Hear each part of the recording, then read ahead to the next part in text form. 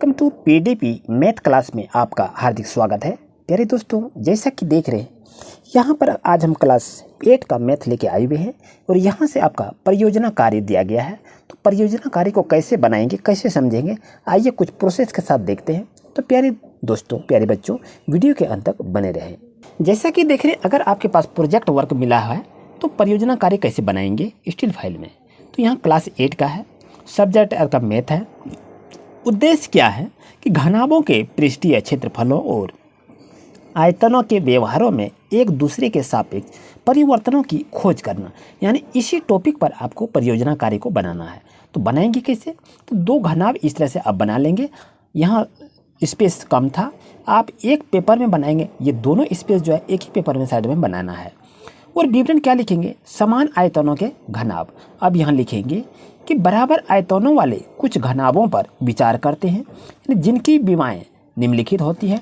यानी ये दोनों जो है घनाभ हैं, इनकी विमाएँ क्या क्या है ये देखेंगे। तो लंबाई 12 सेंटीमीटर है, ये ब्रेथ आपका 6 सेंटीमीटर है और हाइट आपका 3 सेंटीमीटर है। नेक्स्ट की बात करें, लंबाई इसका 6 सेंटीमीटर है, ब्रेथ इसका 6 है और एच इसका हाइट ऊंचाई 6 सेंटीमीटर है। इस तरह से इसमें जितनी भी विमाएँ होती है उसका हम एक एक करके यहाँ पर हम इस तरह से लिखेंगे। और यहाँ से उसके बाद आपको लिखना है, अब हम सूत्र से पृष्ठीय क्षेत्रफल बराबर 2 गुना लंबाई जोड़ चौड़ाई ब्रेथ गुना ऊंचाई प्लस ऊंचाई गुना लंबाई का प्रयोग करके उपरोक्त घनाभों का पृष्ठीय क्षेत्रफल परिकलित करते हैं, यानी इसको निकालते हैं। अब एक में लिखेंगे, जैसे एक का दिया है तो एक का हम यहाँ पर लिखें।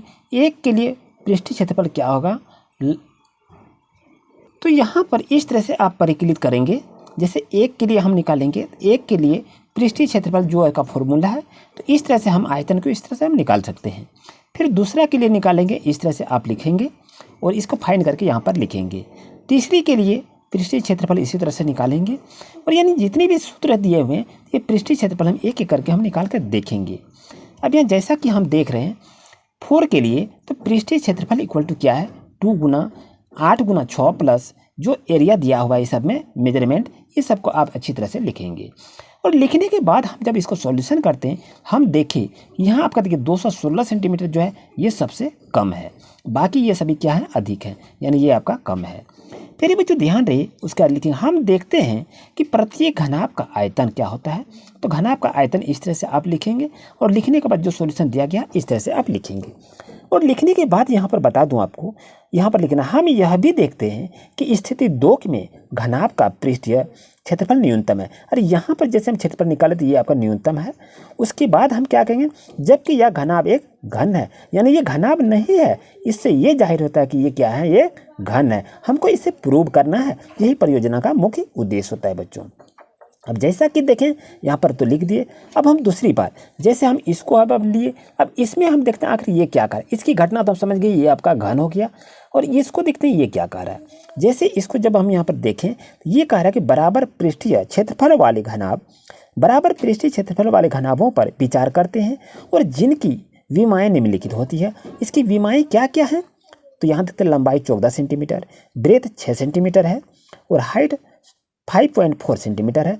इस तरह यहाँ देखें, लंबाई इसका क्या है, 10 सेंटीमीटर, ब्रेथ 10 सेंटीमीटर और हाइट 4.6 सेंटीमीटर है।